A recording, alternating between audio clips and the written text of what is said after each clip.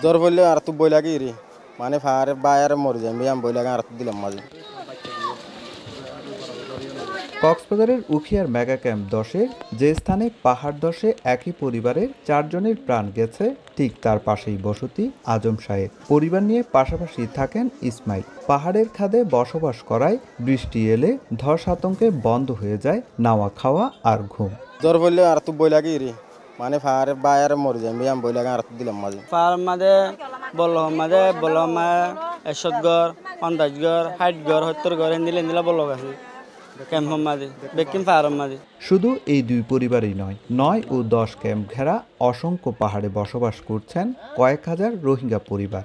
আর ক্যাম্পের অধিকাংশই জমির অবস্থা খুবই খারাপ। এরই মধ্যে বুধবার পাহাড় ধসে 10 জনের মৃত্যুর পর আতঙ্কিত রোহিঙ্গারা।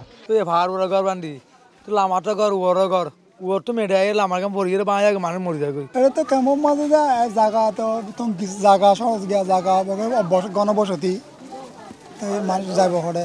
এমন ঝুঁকিপূর্ণ বসবাস এড়াতে কি কাজ করছে প্রশাসন? এ নিয়ে প্রশ্নের জবাবে ফায়ার সার্ভিসের দাবি, বারবার নিরাপদ স্থানে সরিয়ে ফেলা হলেও আবারও বসতি গড়েন রোহিঙ্গারা। অ্যাওয়ারনেস প্রোগ্রামের ভিতর আমরা মাইকিং করি এবং তাদেরকে বোঝানোর চেষ্টা করি ভারী বৃষ্টিপাত হলে যারা পাহাড়ের পাদদেশে যারা বসবাস করছেন, যারা ঝুঁকিপূর্ণ অবস্থানে আছেন, তারা দ্রুত ওখান থেকে সরে যাওয়ার জন্য। তবে শরণার্থী ত্রাণ ও প্রত্যাবাসন কমিশনার জানালেন, পাহাড় ধসের সংখ্যায় ইতিমধ্যে 500 রোহিঙ্গাকে সরিয়ে নেওয়া হয়েছে নিরাপদে। মাত্র 8000 একর জায়গার মধ্যে 10 লক্ষাধিক মানুষ বাস করে, সুতরাং চাইলে আমরা আসলে স্থানান্তর করতে পারি না। তারপরেও আমরা অতি ঝুঁকিপূর্ণ লোকদেরকে অলরেডি স্থানান্তর করেছি। এর আগে 2018 ও 19 সালে ঝুঁকিতে থাকা 20,000 রোহিঙ্গাকে সরিয়ে নেওয়া হয়েছিল। কক্সবাজারের উখিয়া ও টেকনাফের 8000 একর পাহাড়ি ভূমি।